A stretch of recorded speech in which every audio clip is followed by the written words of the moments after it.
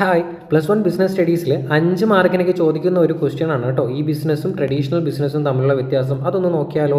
നോക്കൂ, ഈ ബിസിനസ്സിലെ ഫോർമേഷൻ എങ്ങനെയാണ്? ഈ ബിസിനസ് ഫോർമേറ്റ് ചെയ്യുന്നത് വളരെ എളുപ്പമാണല്ലേ, നമുക്ക് പെട്ടെന്ന് തുടങ്ങാൻ പറ്റുന്ന ഒരു സംഭവമാണ് ഈ ബിസിനസ് എന്ന് പറഞ്ഞാൽ. പക്ഷേ ട്രഡീഷണൽ ബിസിനസ് അങ്ങനെയാണോ? അങ്ങനെയല്ല, കുറച്ച് കോംപ്ലിക്കേറ്റഡ് പ്രൊസീജിയറാണ്.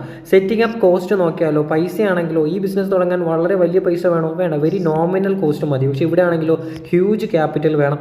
റിസ്കിൻ്റെ കാര്യം എങ്ങനെയാണ്? നമുക്ക് ഈ ബിസിനസ്സിൽ ഹൈ റിസ്ക് ആണ് കേട്ടോ. കാരണം നമ്മളവിടെ നമ്മുടെ പാർട്ടീസുമായിട്ട് എന്തില്ല, ഡയറക്റ്റ് കോൺടാക്റ്റ് ഇല്ല. പക്ഷേ ട്രഡീഷണൽ ബിസിനസ്സിൽ എന്തില്ല, ആൾ പറ്റിച്ചു പോകുന്നുള്ളൊരു പേടി നമുക്ക് വേണ്ട, ലെസ് റിസ്ക് ആണ്.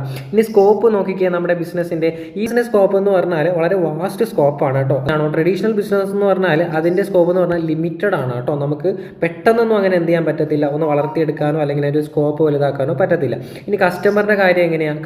ഈ ബിസിനസ്സിൻ്റെ കസ്റ്റമറിൻ്റെ കാര്യം എന്ന് പറഞ്ഞാൽ നമുക്ക് എന്ത് ചെയ്യുന്നില്ല, ആബ്സെൻസ് ഓഫ് ഡയറക്റ്റ് ഇൻവോൾവ്മെൻ്റ് ആണ്. ഈ ബിസിനസ്സിൽ നമ്മൾ എന്ത് ചെയ്യുന്നില്ല, ഡയറക്റ്റ് കസ്റ്റമറുമായിട്ട് സംസാരിക്കുന്നില്ല.